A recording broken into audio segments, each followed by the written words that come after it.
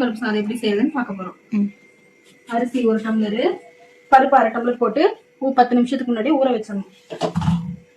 அதுக்கு ஒரு 4 பேர் சாப்பிட்ற மாதிரி சின்னதாக ஒரு 4 வெங்காயம், ஒரு 3 தக்காளி, 2 பச்சை மிளகாய், கருவேப்பிலை, அதே மாதிரி மிக்ஸி ஜார்ல கொஞ்சம் மிளகு, சீரகம், 4-5 பல் பூண்டு இதெல்லாம் போட்டு ஒன்று பாதியமா போட்டு எடுத்துக்கலாம். ஒன்று பாதியமா இப்படி அரைச்சி எடுத்துக்கலாம். அடுத்து வெங்காய தக்காளி கட் பண்ணி வச்சுக்கலாம். வெங்காயம் வந்து நீட் மாட்டிங்க, பொடி பொடியா வேண்டாம், நீட் மாட்டிங்க. 4 பேருக்கு அளவா 4 வெங்காயம், 3 தக்காளி, 2 பச்சை மிளகாய், 2 வரமிளகா போடணும், கருவேப்பிலை. இப்போ ஆரம்பிக்கலாங்களா? கொஞ்சமா எண்ணெய் விட்டுக்கலாம். எண்ணெய் சூடனே கொஞ்சம் கடுகு போட்டுக்கலாம்.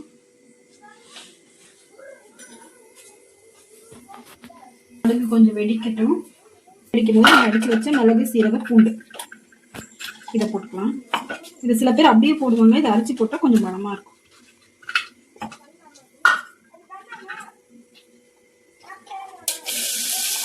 போட்டுக்கலாம். கருவேப்பிலை போட்டுக்கலாம். பச்சை மிளகாய், வரமிளகாய் போட்டு தாளிச்சிடலாம்.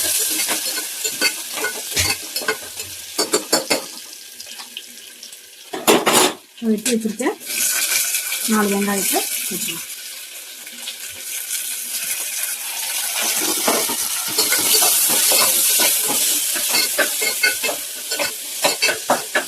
அதுக்கு கொஞ்சோண்டு உப்பு போட்டுக்கலாம்.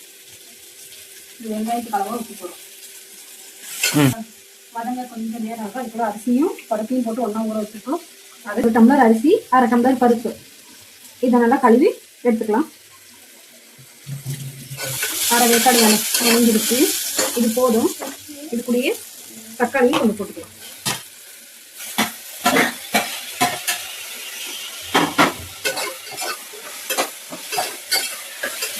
தக்காளி கொஞ்சம் போட்டு வணக்கிக்கலாம்.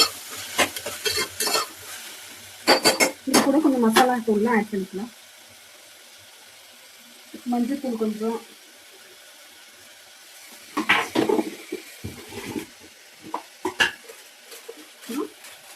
ஏற்கனவே 2 பச்சை மிளகாய் போட்டிருக்கோம், 2 வரமிளகாய் போட்டிருக்கோம். அதனால வரமிளகாய் தூள் நம்ம கொஞ்சமாக போட்டால் போதும். நல்லா கிண்டிக்கலாம். வெங்காயம் தக்காளியும் கொஞ்சம் வணங்கிடுச்சு நல்லா. இப்போ கொஞ்சம் பெருங்காயத்தூள் சேர்த்துக்கலாம்.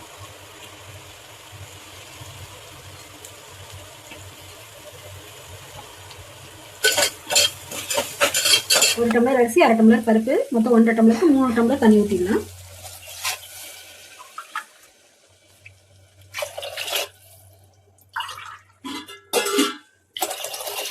டம்ளர் ஊற்றிட்டோம். கொஞ்சம் கொதிச்சு வரட்டும், அது வரை நம்ம வெயிட் பண்ணலாம்.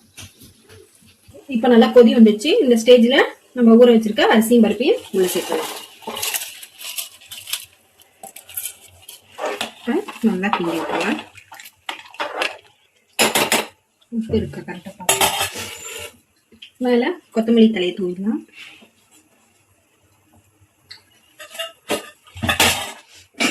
இப்போ குக்கரை மூடி வச்சு விசில் போட்டு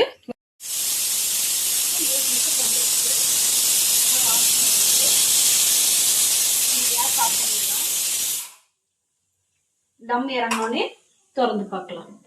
தம் இறங்கிடுச்சு. நம்ம ஓப்பன் பண்ணிடலாம். பார்த்தீங்களா எவ்வளோ சூப்பராக ரெடி ஆயிடுச்சு. இதில் கொஞ்சம் நம்ம நெய் விட்டுலாம். கொஞ்சமாக நெய் விட்டு நல்லா கிண்டி விட்டுருவோம். சூடான மலைக்கு சூப்பராக ஒரு சமையல் எடுத்துக்கலாம். அவ்வளோதான். ஹாட் பாக்ஸ்க்கு மாற்றிக்கலாம். மேலே கொஞ்சம் கொத்தமல்லி தூவிக்கலாம். அவ்வளோதாங்க. அரிசி பருப்பு சாப்பாடு எப்படி செய்யணும்னு பார்த்தீங்க. பிடிச்சிருந்தா லைக் பண்ணுங்கள், கமெண்ட் பண்ணுங்கள், ஷேர் பண்ணுங்கள், பெல் பட்டனை கிளிக் பண்ணிக்கோங்க.